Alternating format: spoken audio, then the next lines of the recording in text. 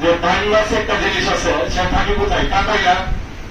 যখন বাইনাস কাঁটা থেকে বের হয় তখন শরীরে কোনো কাঁটা থাকে? আমাদের ওই সমাজ, আপনারা জানেন আইনে জাহিলিয়াত নামে একটা সমাজ ছিল রাসূলের যুগে, সেই সমাজের মতো এরকম আইনে জাহিলিয়াতের মতো আমাদের এই সমাজটা হয়ে গেছে। আমরা আল্লাহর বিধান পালন করতে গিয়ে সেই শুভ সাবেক থেকে শুরু করে সূর্য অস্ত পর্যন্ত আমরা কোনো কিছু পানাহার করি কিসের ভয়ে? আল্লাহর ভয়ে আমরা কোনো কিছু খাই না। কিন্তু এত ভয় করি আমরা রোজাকে, একটা কিছু খাইলে আমাদের রোজা ভেঙে যাবে।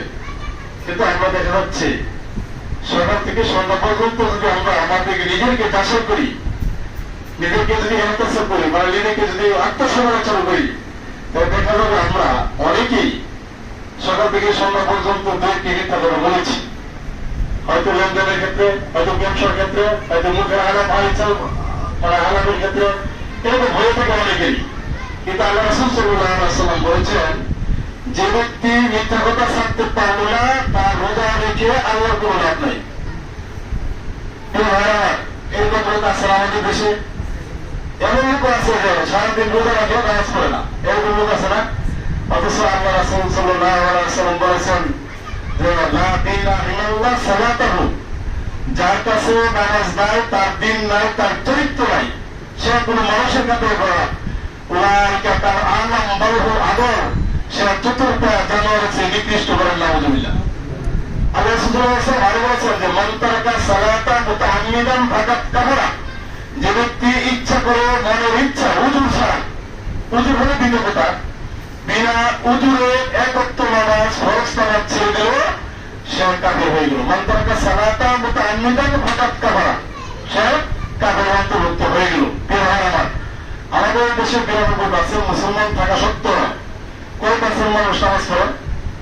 এই যে দেখেন রমজান, এরপরে দেখেন মসজিদটা পুরোপুরি বসে নাই, অথচ সমাজে মানুষের অভাব নাই। প্রিয় ভাই আমার, এই কারণে আমাদের একটা ইসলামী সমাজ ব্যবস্থা প্রয়োজন, কোরআনী সমাজ ব্যবস্থা প্রয়োজন। কোরআন দিয়ে যেমন সমাজ পরিচালনা হয়, ব্যক্তি জীবন থেকে শুরু করে আন্তর্জাতিক জীবন পর্যন্ত কোরআন দিয়ে পরিচালনা হলে আমাদের নিজের আমার আখলাক চরিত্র সমাজ সব কিছু কথা হয়ে যাবে। আপনারা জানান সূরা হজ 41 নম্বর সূরা 22 নম্বর সূরা 41 নম্বর আয়াতে বলেছেন, আল্লাযীনা ইম্মাক্কানাহুম ফিল আরদ আকামুস সালাত ওয়া আতুজ যাকাত ইয়ামুরুনা বিল মারুফ ওয়া ইয়ানহাউনা আনিল মুনকার, যারা রাষ্ট্রীয় ক্ষমতা আসবে তারা চারটি কাজ করা তাদের উপর ফরজ। কয়টি কাজ ভাই? চারটি কাজ। একটি কাজ কি? আকামুস সালাত, তারা সালাত প্রতিষ্ঠা করবে। এটা মানে হজ করে আসছে আমাদের আমাদের সাথী। হ্যাঁ, আর ওই সৌদির যখন মসজিদ থেকে হাইয়া আলাইহিস সালাম বলা হয়, সমস্ত দোকান বাবাই করে বন্ধ করে দেওয়া হয়, অথবা আমরা ঘরে আছে চলে যান। অথচ আমাদের বাংলাদেশে আইনটা নাই, কারণ কোরআন আইন বাংলাদেশে এখনো হয় নাই। এই কারণে যারা রাষ্ট্রীয় ক্ষমতা আসে, আমার উপর আরাম করছে না, মানুষের কথা না, আল্লাযীনা ইম্মাক্কানাহুম ফিল আরদ, যারা এই জমিনে ক্ষমতা আসবে অথবা ক্ষমতা বলবে, তাদের চারটি কাজ তাদের উপর ফরজ। প্রথম কাজ কি? তারা আকামুস সালাত, সালাত প্রতিষ্ঠা করতে হবে। যখন মসজিদ থেকে মুয়াজ্জিন হাইয়া আলাইহিস সালাম বলবে, সমস্ত কলকারখানা, মেল ইন্ডাস্ট্রি, শিক্ষাঙ্গন যত প্রতিষ্ঠান আছে সমস্ত প্রতিষ্ঠানগুলো বন্ধ করে তারা কোথায় যাবে? নামাজে যাবে।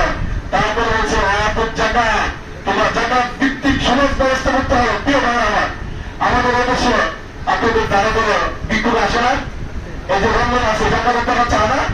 প্রিয় ভাই আমার, আমাদের বাংলাদেশে এমন টাকা আছে, যাকাতের টাকা যদি আমাদের আদায় করা হতো রাষ্ট্রীয়ভাবে, রাষ্ট্রীয় কোষাগারে যদি যাকাতের টাকা আদায় করা হতো, একটা পরিসংখ্যান আছে, প্রতিটা ইউনিয়ন 70,000 কোটি টাকা প্রতিটা ইউনিয়নে আসতো যাকাতের টাকা।